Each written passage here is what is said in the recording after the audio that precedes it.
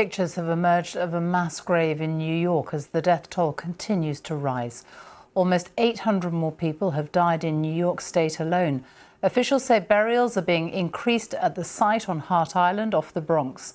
It has long been used for people with no next of kin or families who cannot afford a funeral.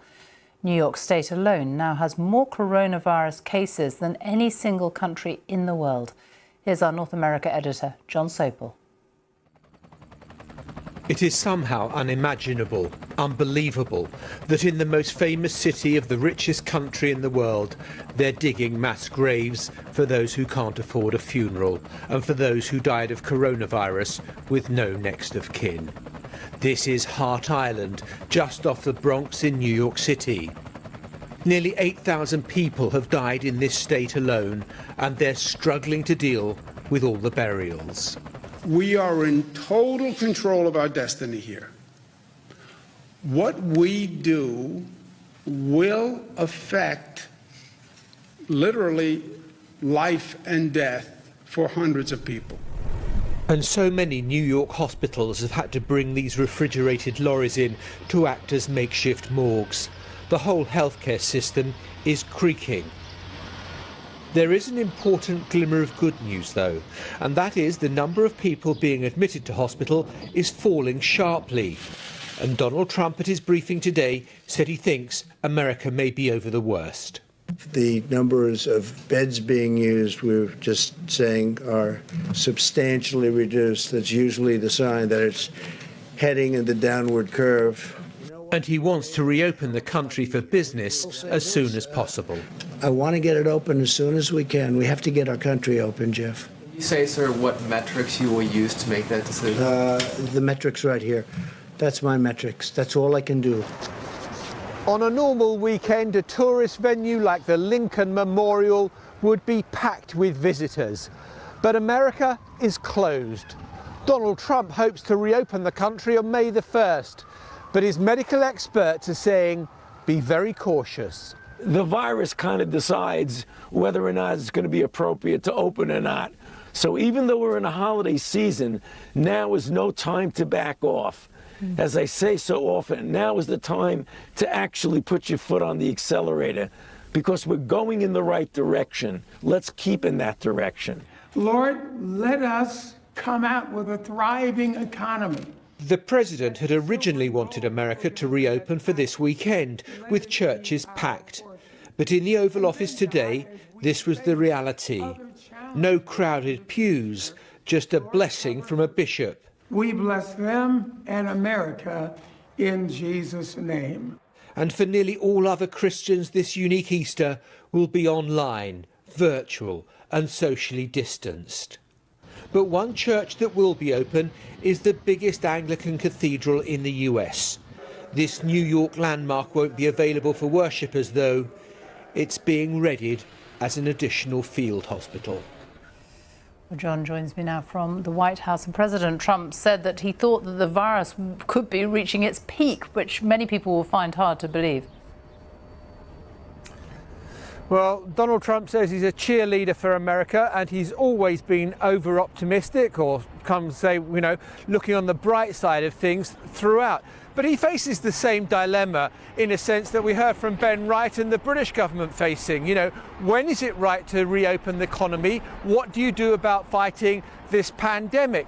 Now, the complicating factor, and it may sound trivial to talk about it, Sophie, is there is a presidential election coming in November, and it will happen because it's in the Constitution that it will happen.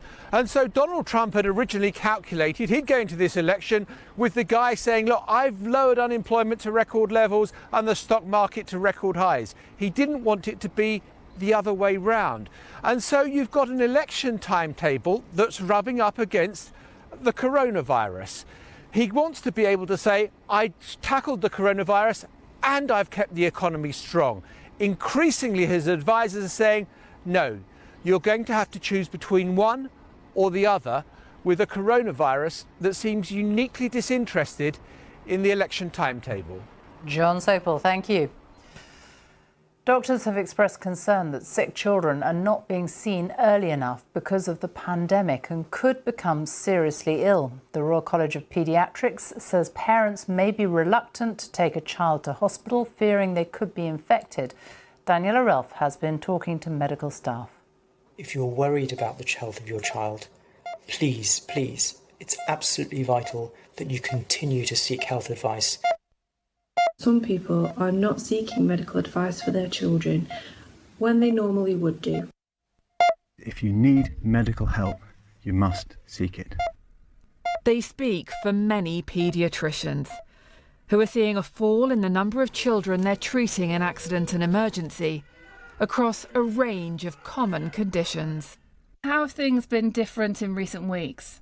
Speaking to people both locally and nationally, it's really, really obvious that we are seeing a huge decline in patient numbers attending. Our departments are really, really quiet. We're seeing very little footfall of any children presenting into the department at all. It's stunningly quiet at the moment. Doctors believe a number of factors have led to parents avoiding A&E, including the risk of catching COVID-19. Others don't want to bother the already busy NHS. And then there is also the fear of being separated from their child. This is now an area of considerable concern for paediatricians. Their worry is that the caution of parents and carers is delaying children getting vital treatment. Such is the level of unease that the Royal College of Paediatrics and Healthcare will tomorrow issue this set of new guidelines, advising and reminding parents when they should seek medical help for their children. The concerns aren't confined to paediatricians. Numbers in general A&E have also dipped, and midwives too have noticed a worrying change. We're finding here that we've got ladies that are actually not coming in. They are either delaying coming in or stopping themselves from contacting the hospital just in case because they are worried about COVID. It's really, really important that if they have any changes or reduced movements for baby, so if their pattern of movement changes, it's very important they come and get checked. The message from medics is clear. Yes,